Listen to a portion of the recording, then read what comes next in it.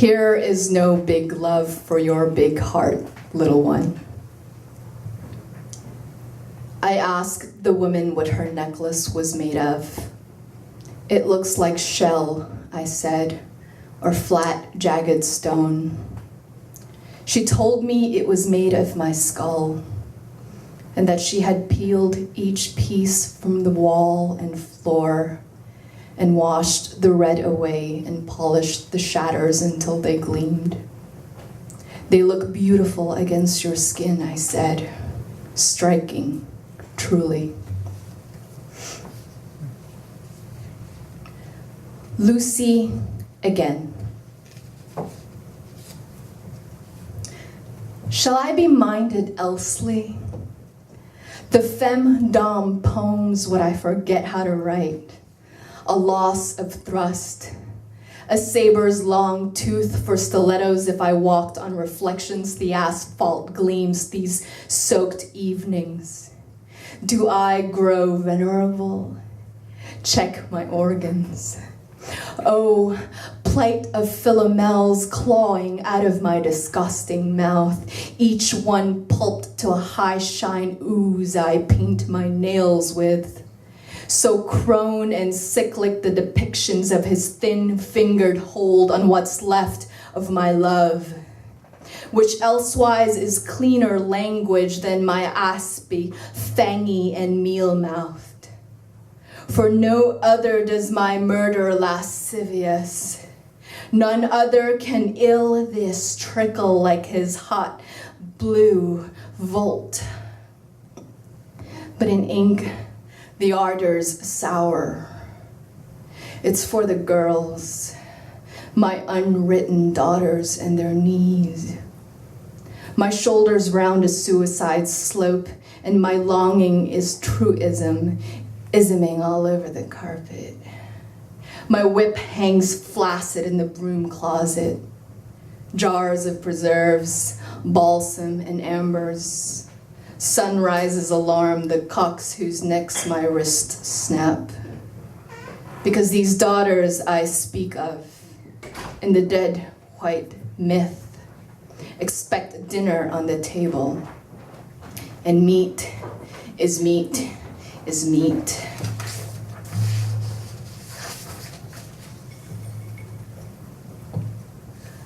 All this paper, and no more evenings to fold into cranes. Let us light the path of gasoline snaking to the tinderbox of his Buick. I was too young to remember the back seat, the basement, the stall. Membranous, maybe, or friable. Sheaves peeled. Many misplaced contexts ago. Give me mine back. I go on predicating as if conditional. Led to feed, or what teeth clamped shut on my ankle so long I learned to love licking that raw seam. Who's fool enough to step into the same river twice, drowns in her paradox, recovering for all who survive her. A little piece bloating at the hook.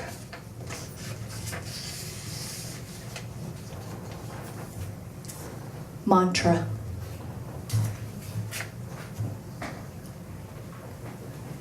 Because I never figured it would be this easy. And ruins not so slow as they'd have you believe.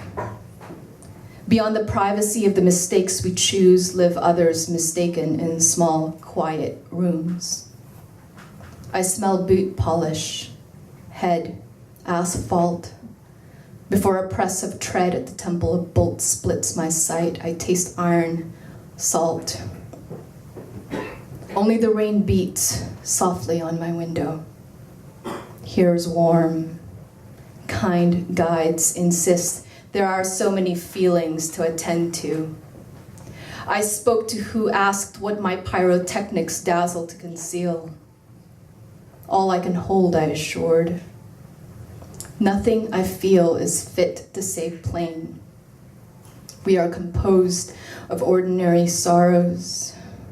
If my thumb beats the splinter, the worry only gives me away.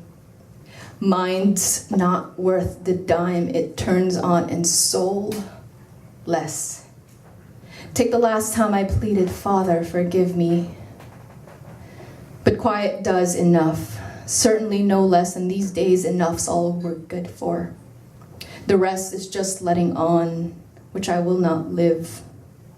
I commit or am committed to. What convicts or all I am convicted by. I swallow words or flesh or crumbs.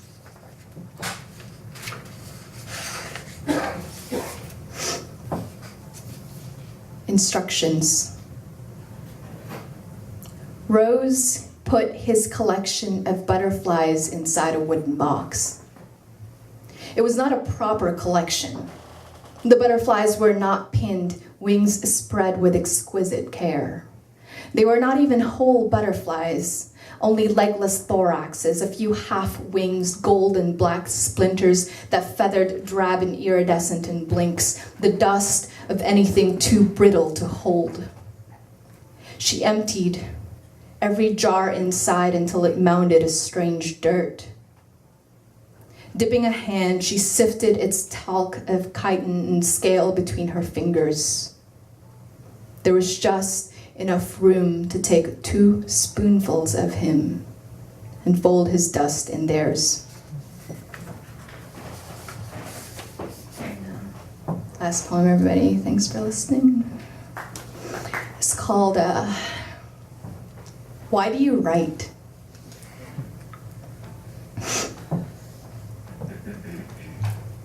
In any instance, a lesser arithmetic counted nights I slept off thoughts of the abyss, where sometimes the abyss was made up of thinking. There's nothing I can take from or give to the world but pleasure. And why this should haunt me and cause me to mourn and feel eaten up with loneliness is a fact I'd rather not ironize or find an image for, even if you don't understand. Because there are trees and blossoms and humans without the extra appendage of language, wholly capable of holding ecstasies, which whether constrains or unseams, and those ever-living fits stun. Also, there is cruelty, and there are craters of limbs and punishments inflicted, and hatreds you need only be gifted with in life for the scales to fall. And humans, we are reminded, are humans. And humans which make the doubt a sickness held in our bellies. And a sentiment that daily reminds anyone believing anything must be otherwise, that everything has ever been the same. So the question can be the descending blade one bows a head beneath.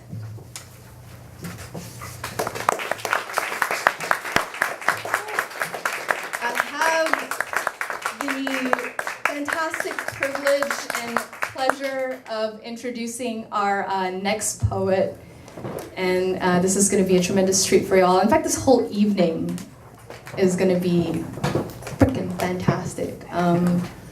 And so, without further ado, Matt Morton has poems appearing in Gulf Coast, Harvard Review, Indiana Review, Ninth Letter, and elsewhere. A finalist for a Ruth Lilly Fellowship, he is also the recipient of the Sycamore Review Wabash Prize for Poetry and scholarships for the Bread Loaf Writers Conference and the Sewanee Writers Conference. He serves as associate editor for 32 Poems and is a Robert B. Toulouse Doctoral Fellow in English at the University of North Texas. Please give me a fantastic warm round of applause for Matt Morton.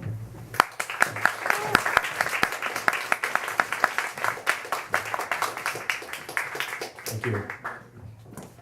Thank you all for being here. It's great to be reunited with Scott after 4 or 5 years. And on the occasion of the release of his first book. It's great to be reading with good friends Paula and Sebastian as well. So I have 5 poems for you. The first is called The Good Life. At times, I would like a manual, a pre-war woodshop textbook, instructions in Esperanto for how to assemble the clearance furniture, the horrible pink table and chairs, that winter the only set we could afford. By at times, I meant always. At times, I would like to save a famous soloist choking on her sirloin at the platform table. I would like my overnight train to evaporate in a forest of fog and pines. Wasn't there something shiny and small we buried there and forgot? A number on a napkin to call when things got bad? The dining room would erupt in cheers, but being noble never suited anyone. Remember our elation at the balloon animals? Green mouse, turquoise giraffe, how they seemed like a kind of magic, blown up and spun out of air, which later we learned was a mostly invisible kind of emptiness. By suited, I meant saved. Outside, it's raining again, and inside I'm talking to you about the weather again, like new neighbors stuck in an elevator, or the old couple, married for 50 years this October, together so long they've forgotten how not to read one another's minds. I would like to get my hands on whatever manual they used. There is a time for smelling the roses, and it is not as often as you think. The fly needs help unsticking from the web, so too the limboed mosquito, preserved in a chunk of amber. I would like to pretend I don't know what's going to happen to us when we disappear. I know I used to drive through my neighborhood after dark with the girl who was always fiddling with the radio dial and talking about the weather, the streamer clouds overhead backlit by the moon. It may or may not be helpful to return. Driving down the quiet street where you grew up, the tiny homes, their orange rectangles of light.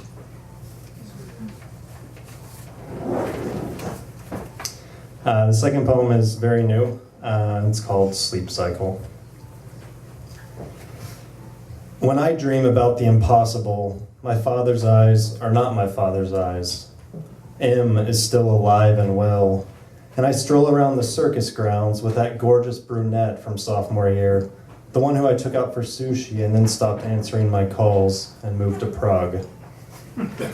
Why is it so rarely the people I love who rear their familiar faces, surprising me at baggage claim with poster board signs that read, "When you wake up, we'll all be there"? I can only imagine what one of those night vision cameras pointing at sleepy me would capture. My body tossing around like a wave-racked boat, moaning to the tune of the theme from Gone with the Wind, and I don't even like Gone with the Wind. I like the film where a man pays another man to insert a ghost into his dream about Bethany Beach.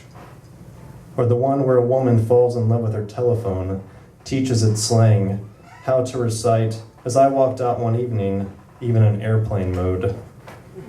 The last time I flew to Chicago, I tried and failed to fall asleep in the window seat. The pilot spoke in a southern drawl, and the boy who sat beside me colored in a purple moose.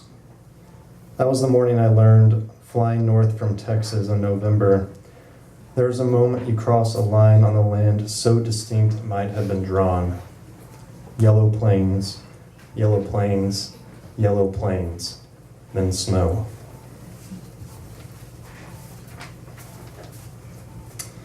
This poem's about being a little bit scared almost all the time. It's called Ghost Story. We are all afraid of something. The skyscraper's glass elevator, the loop-de-loop on the wooden coaster, or the scale of the campus gym with its grand pronouncement. How much is my life? Does anything matter? Kay is afraid of roaches scuttling deep inside her plumbing, just waiting for her to shower. T worries he is too earnest. J that he is not earnest enough, not being himself, that he is not even sure what himself means. True, the odds are slim of your jumbo jet smashing into the snow-capped Andes, and yet they exist nonetheless. It's probably time for me to mention tornadoes. See that black widow lurking in the eaves above the screened-in porch? I would imagine that when you sit down at your desk to draft your epitaph, armed with a cup of instant coffee and a pack of cigarettes, you're scared it will never be read, and scared that it will. In the house, every photograph lies face down. A boy walks into the homecoming dance, knowing no one. Dear sir or madam, we have your test results. Please come to the office at your earliest convenience, but don't worry. You were standing in line at the Coke machine when someone told you the news. Everyone crowded around the television. Remember the centerfold spread in the morning paper? Your father's tears? The velvet curtain drops. The heartbeat stops. Fear thou not, for I am with thee. I would give anything.